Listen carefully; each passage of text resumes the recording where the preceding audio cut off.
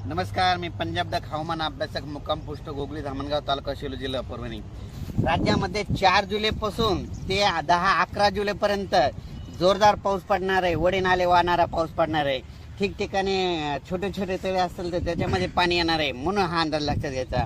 एकंदरीत परिस्थिती बघायची झाली तर राज्यामध्ये म्हणजे सध्या आता एकदम पाऊस एकदम बंद होणारच नाही, चालूच राहणार आहे, म्हणून हा अंदाज सर्व शेतकऱ्यांना लक्षात घ्यायचा।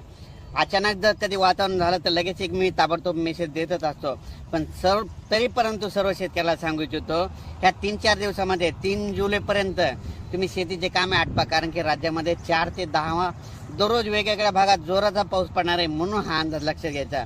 आणि योगायोगाने यंदा सांगू इच्छितो की राज्यामध्ये काय झालं की ज्या वर्षी पुरेपूर पाऊस येतो त्या वर्षी नगर जिल्ह्याला जास्त पाऊस पडतो, बीड जिल्ह्याला जास्त पडतो, सोलापूर जिल्ह्याला जास्त पडतो, लातूर जिल्ह्याला पडतो, सातारा, सांगली, कोल्हापूर तिकडे जास्त पडतो, विदर्भात जास्त पडतो, पूर्व विदर्भात जास्त पडतो, मराठवाड्यात जास्त पडतो, उत्तर महाराष्ट्रात जास्त पडतो, म्हणून हा अंदाज सर्व शेतकऱ्यांना लक्षात घ्यायचा। आणि योगायोगाने यावर्षी पुरेपूर मान्सून आलेला आहे, म्हणून पुरेपूर पाऊस आलाय आणि त्याच्यामुळे यावर्षी चांगला पाऊस राज्यात पडणार आहे, म्हणून हा अंदाज लक्षात घ्यायचा।